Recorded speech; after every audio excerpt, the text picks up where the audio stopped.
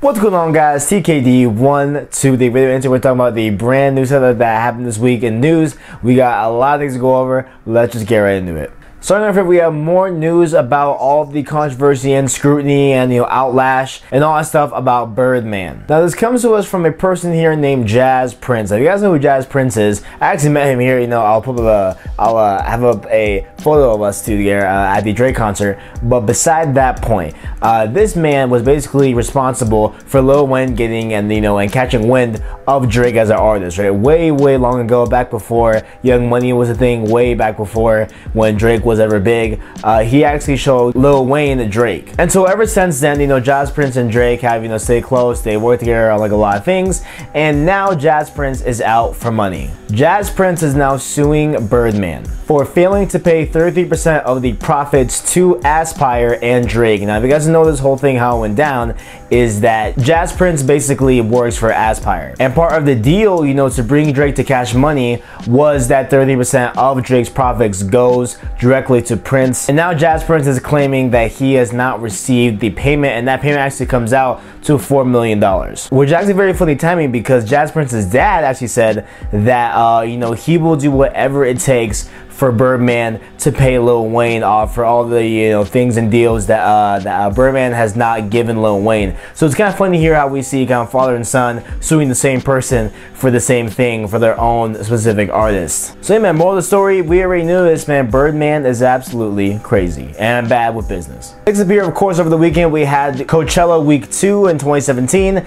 and Post Malone was there and he did some pretty outlandish stuff. I believe he did performances a few times here and there, but the most outlandish thing he did was he actually paid for food for a huge crowd. I don't know if it was the entire Coachella attendance that day or just like people that were at his party, I guess, but he paid a lot of money for food. So for his Coachella party, he called up Popeye's Chicken, right? I've never actually even been to Popeye's Chicken. I know, big surprise, but I've never actually ate there before. But he actually called them and had 10,000 biscuits delivered to his party. So he had the Popeye's Kitchen making 10,000 biscuits, and the whopping total was $8,000. And he paid for $8,000 worth of biscuits for the crowd, which is a feat of its own. It's a great service to the community. Obviously, I feel like any crowd really would thrive off of biscuits being delivered to them. So big ups to Post Malone, big ups for taking care of people, feeding people, and keeping Coachella a good place to have a party. Next up here, we have the listen, we're gonna talk a lot about Kendrick Lamar this episode, but just to touch base on this first topic here,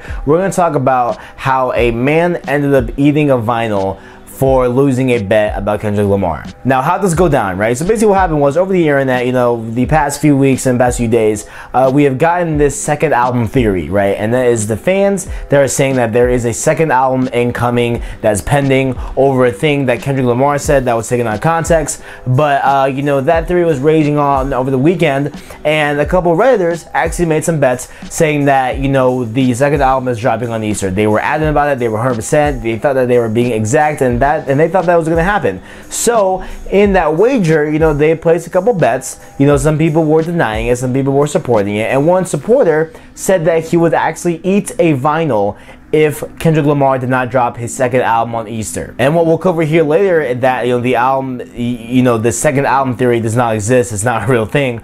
But back on Easter, when Kendrick Lamar did not drop the second album, this Reddit user by the name of Cousin Tyrone had to actually eat a vinyl. So Cousin Tyrone walked outside, got a blender, got some milk, got a vinyl, blended the milk and the vinyl together, creating like this ooey, kind of lava-esque type of liquid, I guess, and he actually drank the vinyl juice. He actually did it. He said that he took a lot of laxatives afterwards to make sure that the vinyl gets in and out of the system as fast as possible, and he said that without the issues of the laxatives that he took, he's pretty much okay. So I would be kind of concerned because I don't know how healthy vinyl is. I don't think that anybody should be really eating or consuming any part of vinyl, but I hope you're okay, Cousin Tyrone.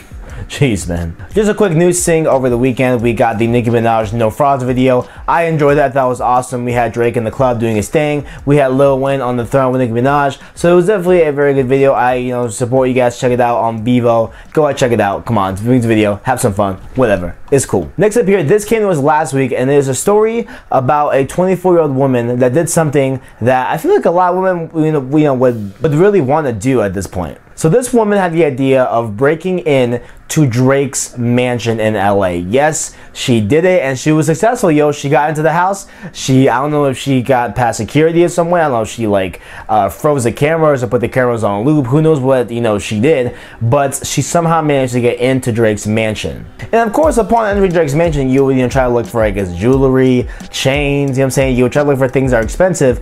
But what she actually did was pretty unexpected. All she did was drink a Pepsi, a Fiji water, a Sprite, and wore one of his hoodies around the house. That's literally all she did. That's all she did. She, I guess, did damages of like $10 if we take account the Pepsi, Sprite, and Fiji water. Her, grand amount that she stole from Drake was $10. And of course, it is theft. You know what I'm saying? Like, it's theft, but I mean, it's not really theft. And I guess Drake had the exact same notion here because the LA County has contacted Drake to try to help him cooperate with this case because they want to actually sue this woman for breaking into his house. And Drake's having no half of it. Like, he has made it public that he will not be pressing charges on this woman. That I guess he believes that this is just, it's 3 drinks and one of my hoodies that was slightly worn. Like, it's not the biggest deal in the world. I guess it's his perspective. And he has decided to not press charges on the woman at all. So you know what, man? Big ups to Drake, man. What a nice guy. You know what I'm saying? Like, I'd be kind of mad if someone stored in there, and maybe use my mic or, use my Mac. I'd be kind of mad. But hey, man, you know what? Drake took the higher road. Nice guy. Good stuff. Next is to go back to the Kendrick Lamar second album theory. He has officially put the rumors and the theory to rest with this official tweet. He says, quote, "Ken Folk, thank you for the desire of always anticipating new music of my own. None is coming. My work will be in our future TDE dates though. 100 emoji. #damn." So that is the official confirmation. There is absolutely no second album theory. Let me repeat. There is no second album from Kendrick Lamar coming out anytime soon that is in relation or ties to Damn. Not happening. There was only one album made. It was Damn. There's no second album. However, he did confirm a few days ago that there is new music coming in the future relatively soon. So we'll see, I guess, some new music, maybe like some single songs dropped here and there, but we are not getting a second album. Sorry to disappoint. Also over the weekend, we got some new Blonded radio broadcasts, of course, by Frank Ocean himself off of Apple Music. And he has dropped 3 tracks. Now, the first one is the Slide On Me remix with A$AP Rocky. The second one is a song called Lens. And then the third one is a Lens remix called Lens V2 featuring Travis Scott. And you all know I am very, very impartial to Travis Scott. Everyone's gonna talk about him more later on in the episode. But the 2 versions are dope. I only listened to Lens V and I've only listened to Lens and Lens V2. I haven't listened to the Slide On Me remix, but just in terms of Lens, those 2 tracks are absolutely amazing. They're dope. They're awesome, man. There's a bunch of theories about, who could he be talking about in the song, all that stuff like that we can go into in later videos, but it's great songs. Come on, it's Frank Ocean.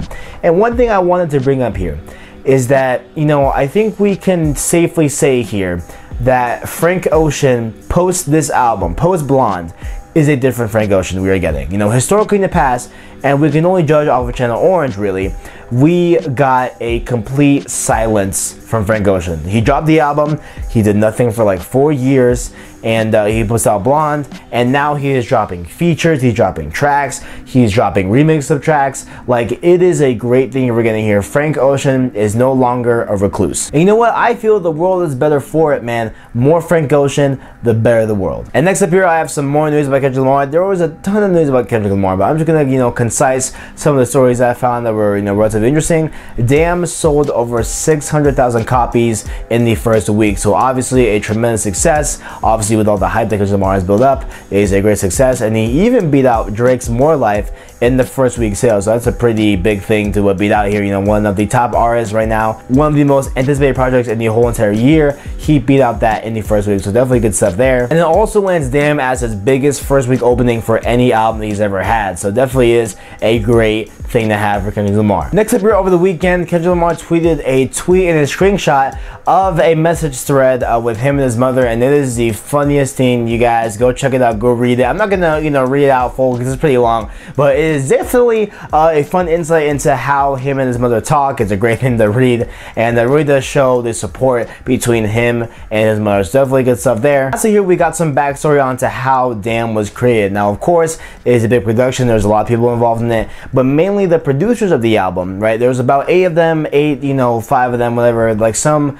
amount of them like in a group, and Kendrick Lamar ordered them to not leave the studio. They were forced to sleep in sleeping bags. Well, you know, not like forced, but you know, they were, you know, they just slept in sleeping bags around the studio. They set up shop, and they did not leave the studio until, quote, the actual album sounded perfect. Like, they wanted the sound and the overall theme and flow to sound absolutely perfect, and like the best it could ever be. So Kendrick Lamar made them all sleep in the studio. So that definitely shows the dedication to Damn. And this right here required its own section of the video, guys. Let's give a moment of silence. Let's give a moment of silence, please, just before I say anything.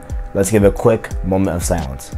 Kendrick Lamar announced his tour today, right, boys? Now, it's awesome, okay? It's called Damn, the Damn Tour, great. But there are more things to this than what meets the eye. Number one, Dram is gonna be there. Dram did just an amazing job on Broccoli. I love that song. I'm hyped to hear that, you know what I'm saying? Number two, Travis Scott is going with him. Kendrick Lamar and Travis Scott, right? That's oh my god, dude, oh my god. And then the last, guys, I need it. Phoenix, Arizona is the first show on the tour. Let me repeat that. My city, Phoenix, Arizona, is the first show on the Damn Tour. Ladies and gentlemen, if you're not hype for my vlog of that night, I don't know what could hype you anymore, guys. I am going. It is 100% confirmed. Tickets have not gone on sale. I don't care. I am still going. I will find a will. I will find a way. If they sell out somehow, I will do unspeakable things to get to the show, and I will bring the vlog to you guys. Be prepared. July 12th. Let's do this. And lastly, here's some news revolving around DJ Khaled's album. We got a new sneak peek of Nicki Minaj being on the album. He posted like I believe like a little video or caption like that. Did go check that out. And then lastly here, he announced the, you know, one of the official singles of the album, Grateful, right? And it's called I'm the One. Great title, awesome. But the features are what makes this track seeming to be legendary. We have Lil Wayne, we have Quavo, we have Chance the Rapper, and we have Justin Bieber. This is definitely gonna be a hit, guys. That is a confirmed hit. There's no way this song flops. Like there's literally no way this song is bad. Like that is like somehow the Kendrick Lamar and Travis Scott, you know, show somehow making it bad in my opinion. Like it's somehow that show turns out bad. That show cannot turn out bad. This song cannot turn out bad. It's just not how it's gonna go. And on that note, if there's ever like, subscribe, and share down below. I appreciate it. Thanks for watching, and as always, I got you.